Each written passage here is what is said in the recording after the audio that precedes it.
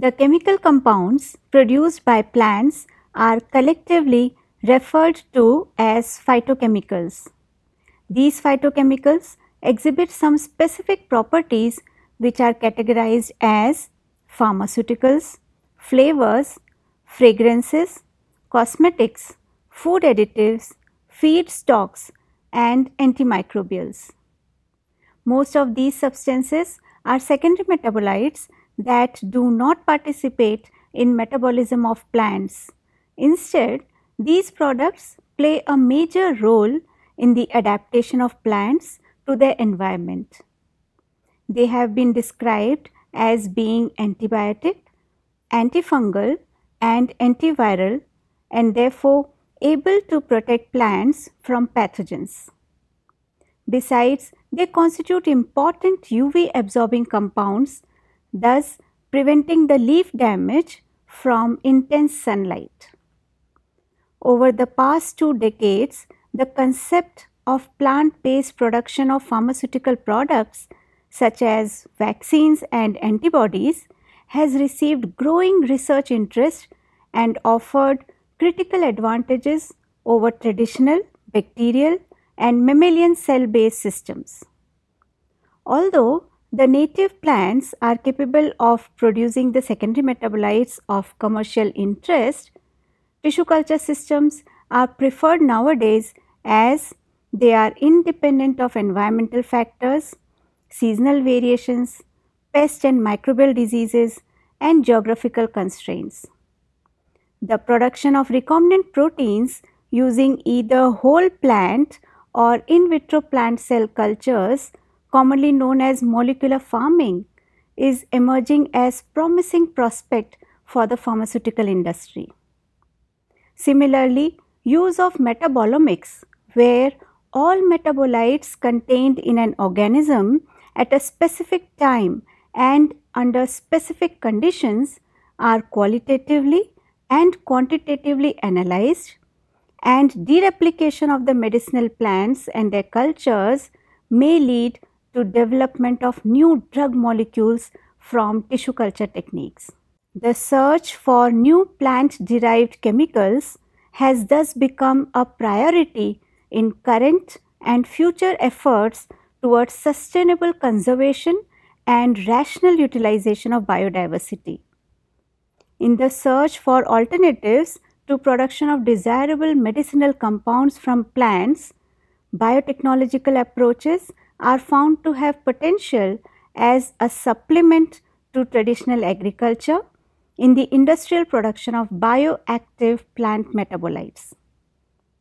In this session, we are going to explore the biosynthetic capabilities of plant tissue culture technique carried out by biotechnologists in pharmaceutical industry.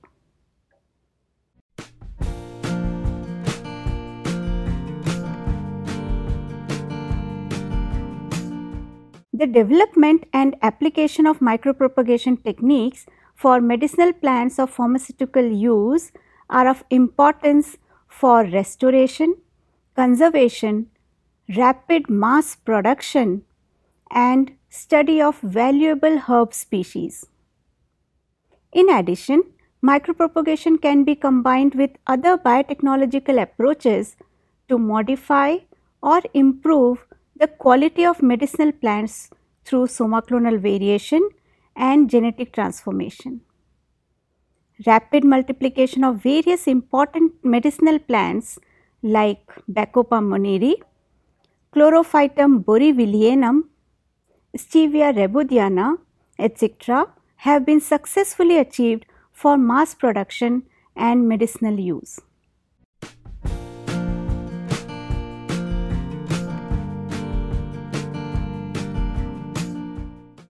Cell suspension culture systems are used for large scale culturing of plant cells from which secondary metabolites could be extracted. A suspension culture is developed by transferring the relatively friable portion of the callus into liquid medium and is maintained under suitable conditions of aeration, agitation, light, temperature, and other physical conditions. Cell suspension cultures not only yield defined standard phytochemicals in large volumes, but also eliminate the presence of interfering compounds that occur in the field grown plants. Advances in the area of cell cultures has made possible the production of a wide variety of pharmaceuticals like alkaloids, terpenoids, steroids, saponins, phenolics, flavonoids and amino acids. A number of medicinally important products like anti-cancer drugs, recombinant proteins, aromes and food additives are produced through this technique. For commercial production of such compounds, large size bioreactors are used. A bioreactor is a glass or steel physical thermal system for maintenance of cell at the best culture conditions for fast growth. A number of different types of bioreactors are being used for mass cultivation of plant cells. The first commercial application of large scale cultivation of plant cells was carried out in stirred tank reactors of 200 liter and 750 liter capacities to produce chiconin by cell culture of Lithospermum erythrorhizon by Mitsui Petrochemical Industry Company Limited in Japan. Catharanthus roseus, Diosera deltoidea, Digitalis lanata, Panaxneto ginseng, Taxus wellichiana and Podophyllum hexandrum have also been cultured for the production of range of secondary plant products of pharmaceutical value.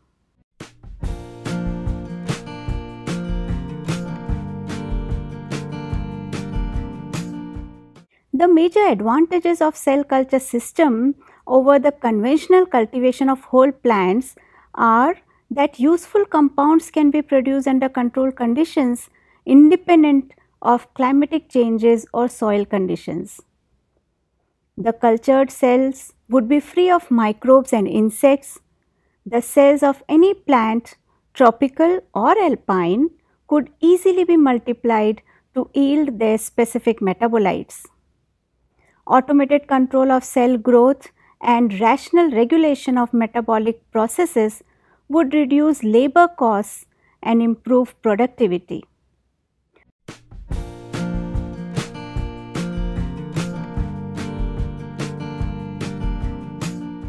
Hairy roots are transformed plant roots by Agrobacterium rhizogenes carrying the RIT-DNA plasmid.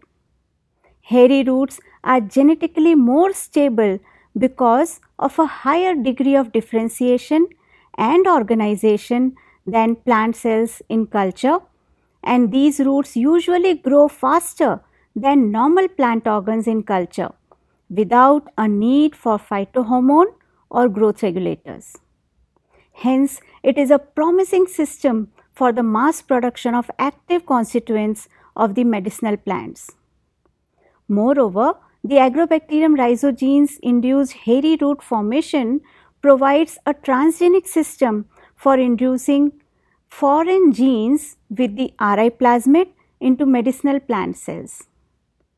This makes the hairy root cultures a useful means for studying the biochemical and gene expression profiles of the biosynthetic pathways and for metabolic engineering of medicinal plants. Hairy roots of many medicinal plants have been established successfully and evaluated. For example, Harpagophytum procumbens for production of phenylethanoids, Beta vulgaris for production of nitrogenous pigments called betalains, Datura stramonium for production of alkaloid hyoscyamin, etc.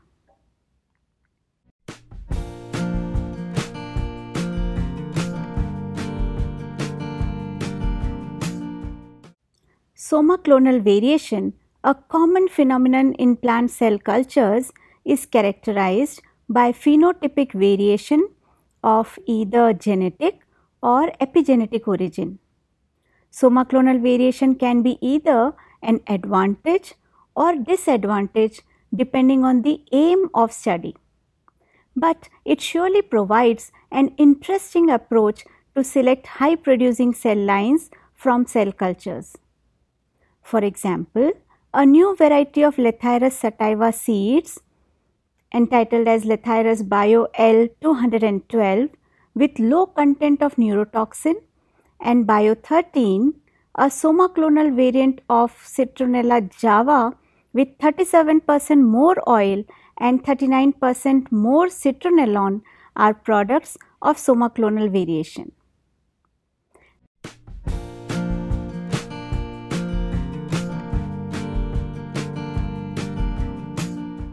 The screening of high yielding cell lines usually begins with the selection of a parent plant with high contents of the desired products, from which healthy explants are inoculated in artificial conditions for callus induction. A screening program or method based on the heterogeneity of the cell population can then be employed to select the variant cell clones containing the highest levels of the desired products.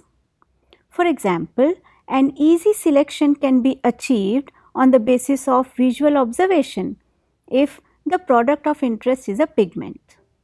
In callus cultures of Hibiscus sabdarifa, the extensive screening of a number of clones resulted in a 13.5-fold increase in anthocyanin production.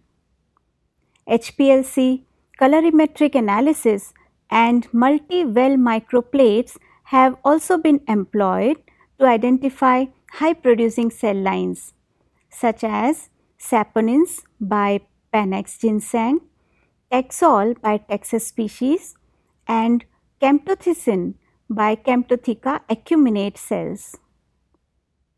Mutation, a common strategy for the induction of overproducing strains in microbial fermentation, has also been employed for strain improvement in plant cell cultures. In this process, a large population of cells is exposed to a toxic chemical inhibitor such as N-methyl, N-nitro, N-nitrosoguanidine, or environmental stress such as UV radiation, so that only the resistant cells will grow. MNNG treatment was used to induce high yields of oligosaccharides in Panax ginseng cells, and UV radiation was applied to Taxus chinensis cells to obtain high yields of paclitaxel.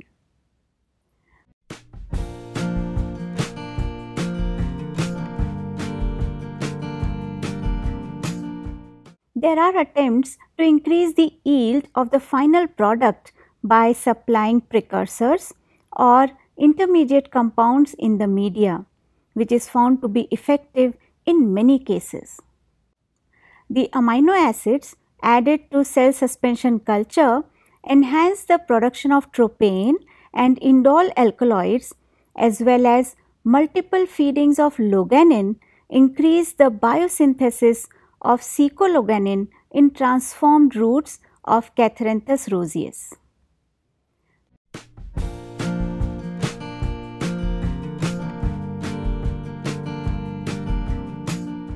The agents that induce plant defense responses are referred to as elicitors. They are considered to be one of the most effective means for enhancing secondary metabolite production in plant tissue cultures. The process is known as elicitation, which is a natural defense response by the plants on pathogen infection and environmental stress. The elicitors can be biotic agents or abiotic agents.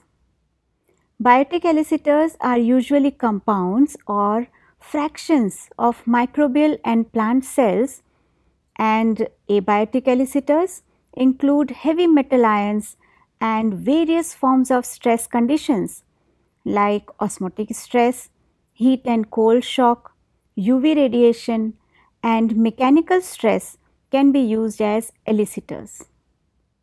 Among the most common and effective elicitors used for stimulating secondary metabolite production in plant tissue cultures are the carbohydrate fractions of fungal and plant cell walls, methyl jasmonate, chitosan, and heavy metal salts. Chitosan was used as the biotic elicitors which elicited many-fold increase of anthraquinone production in Rubia tinctorum cell cultures.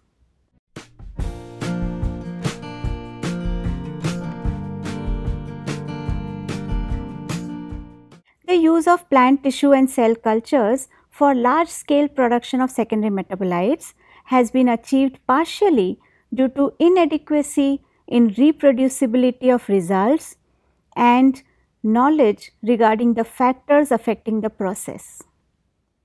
Improvements in these empirical and random approaches are limited by the inherently low accumulation of most of the secondary metabolites in plants.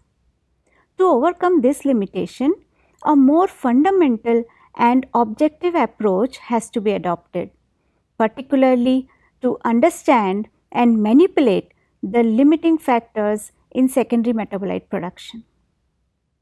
Understanding metabolic pathways at the molecular level is an upcoming technique called as metabolic engineering, which is used to redirect the metabolism fluxes by manipulating the genes coding for the key enzymes.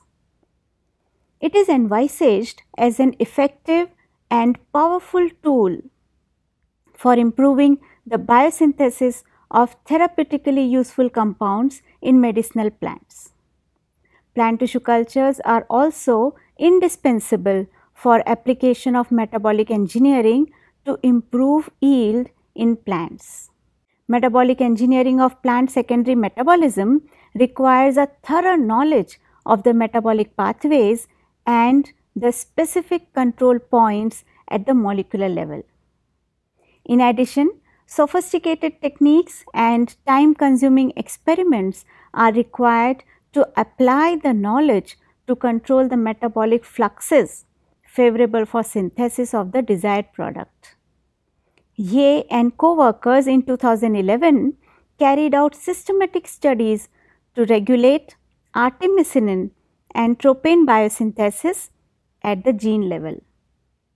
However, overexpression of a single gene was not found sufficient enough to increase the final artemisinin content in Artemisia annua cultures, and a holistic realization to the entire context, for example, missing enzymatic steps, etc., must be taken into consideration for effective use of this technique.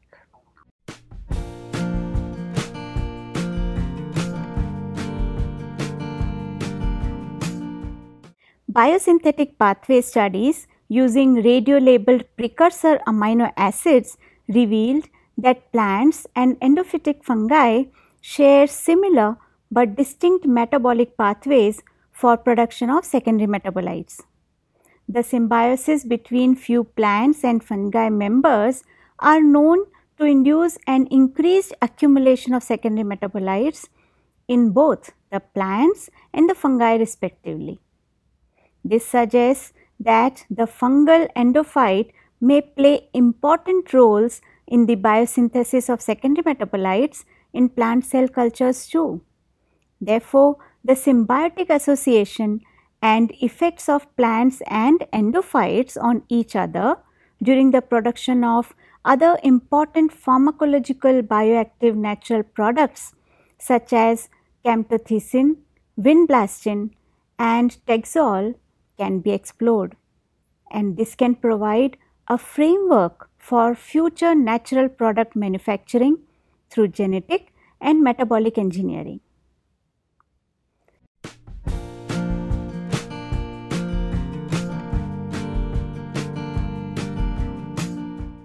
In the search for alternatives to production of desirable medicinal compounds from plants, biotechnological approaches, specifically plant tissue cultures, are found to have immense potential as a strong supplement to traditional agriculture in the industrial production of bioactive plant metabolites.